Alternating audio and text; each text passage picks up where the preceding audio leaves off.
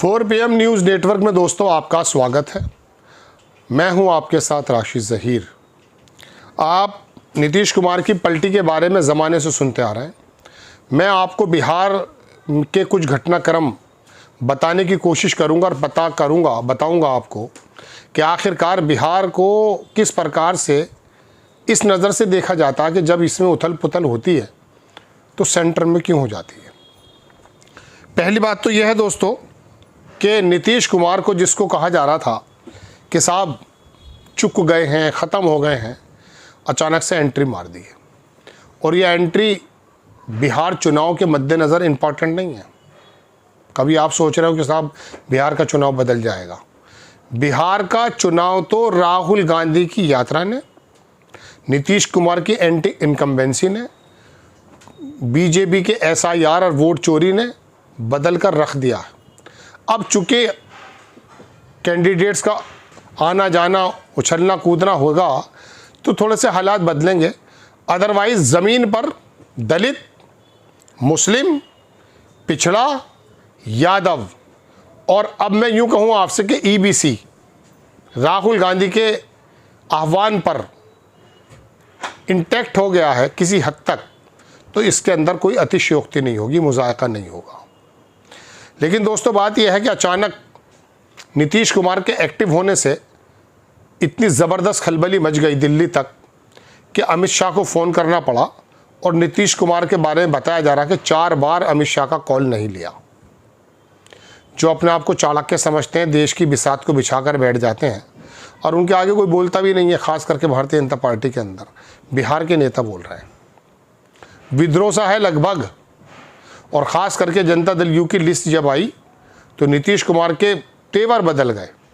जिस नीतीश कुमार को कहा जा रहा था कि साहब ये तो चुक गए हैं, इनके तो बस की कुछ नहीं है, इनकी तो पार्टी ख़त्म हो गई है, उस आदमी ने वापसी एंट्री आखिर वक्त में आकर ऐसी मारी है कि दिल्ली तक खड़खड़ा चुके हैं। अब दिल्ली क्यों खड़क गई है ये भी मैं आपको बताऊंगा, लेकिन पहले 1 मिनट मुझे बिहार में रहना पड़ेगा। बिहार के अंदर जब लिस्ट आई और देखा नीतीश कुमार ने ये कि मेरे आदमियों के टिकट काट दिए गए तो लल्लन सिंह और संजय झा इनको निकाल दिया मीटिंग से। नाराज़ हो गए और चिराग पासवान की और बीजेपी की सीटों पर सिंबल देने शुरू कर दिए। गोया कि उनको पता चल गया है कि ये जिस तरह से मुझे शिंदे बनाना चाहते हैं ये इनकी गलतफहमी है। और ये भी मैं आपको बता दूं, बिहार के किसी आदमी को आप शिंदे नहीं बना सकते।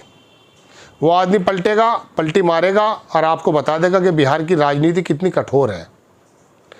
अब बात यह है दोस्तों कि ऐसे में रिज़ल्ट किस तरह से आने की उम्मीद है। समय बहुत कम है, नवंबर के पहले हफ्ते में चुनाव हो जाएगा और 14 तारीख तक रिज़ल्ट आ जाएंगे। अब 13-14 में जब रिज़ल्ट आएंगे उससे पहले हाल ये है कि नीतीश कुमार की जिस तरह से सीटें बराबर में करके उनका फ़ोटो छोटा करके ये बताया गया था कि आप you are not a candidate for the CM, आप अकेले के नहीं हैं, हम कुछ जहन दूसरा रखते हैं, शिंदे की तरह हम फडणवीस ऊपर लेकर आ जाते हैं। तो नीतीश कुमार उठ खड़े हुए और उनको मालूम है कि बाजी किस तरह से पलटनी है। जब इतने कद्दावर नेताओं को मीटिंग से कर दिया बाहर, पत्रकार बता रहे हैं साहब हम अपने पेट से नहीं बना रहे, और अमित शाह का फ़ोन कौन नहीं लेगा इस समय, उसको काट दिया तो बता दिया कि बिहार का आदमी कितना कठोर होता है। कठोर इन द सेंस राजनीति की उसके अंदर कितनी कठोरनेस होती है। तो अब अगर जनता दल यू ने जैसे चिराग पासवान को नुकसान पहुंचाने के लिए काम किया है, इनकी सीटें हो गई कम बीजेपी की जो उम्मीद है, तो मैं आपको बता दूं दोस्तों, पलटी वल्टी की खबरें मैं बताता नहीं हूँ, ना मुझे झूठ बोलने की आदत, लेकिन 14 तारीख के बाद कहा तो अभी जा रहा है कि अभी पलटी लग जाएगी, लेकिन समय अब कम है।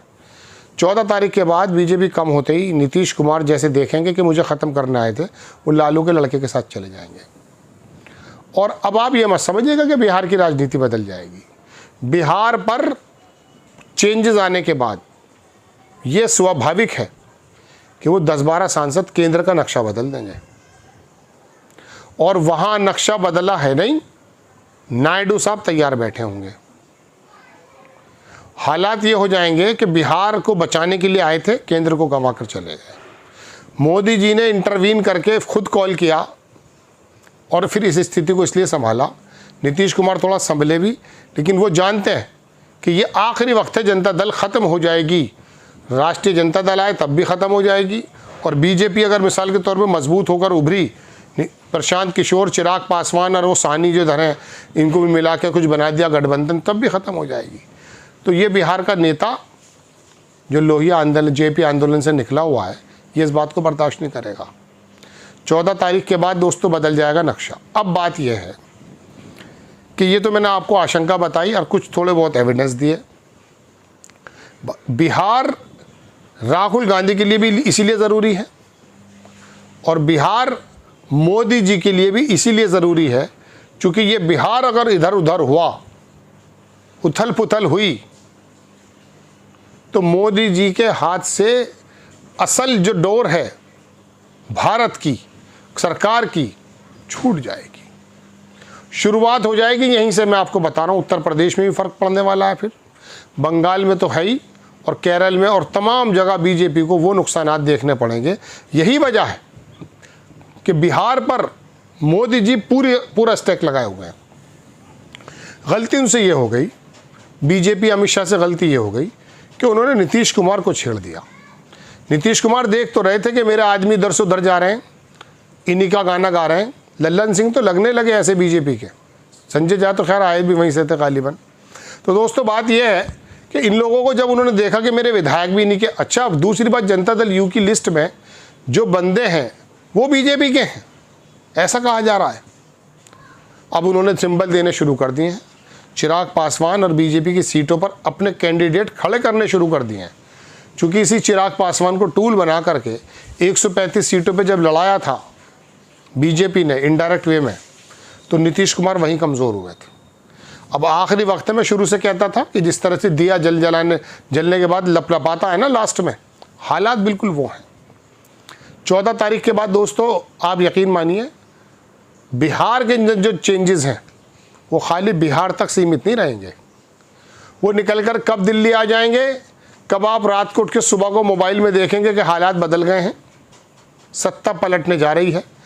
सांसदों ने, मैं विधायकों की तो बात ही नहीं कर रहा हूँ, सांसदों ने विद्रोह कर दिया है।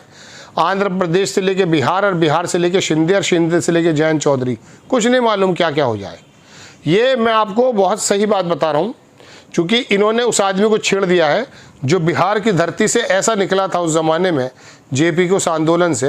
ये दोनों वहीं से निकले हैं, लालू यादव भी और ये दूसरे भी। इनको मालूम है कि किस तरह से जो है हमें राजनीति करनी है और केंद्र को लोगों को वो किस तरह नज़र से देखते हैं। केंद्र के लोगों को या बिहार के बाहर के लोगों को अजीब सी नज़र से देखते हैं बिहार के लोग। उनको मालूम है ना कि इस्तेमाल करने आए हैं। जय हिंद।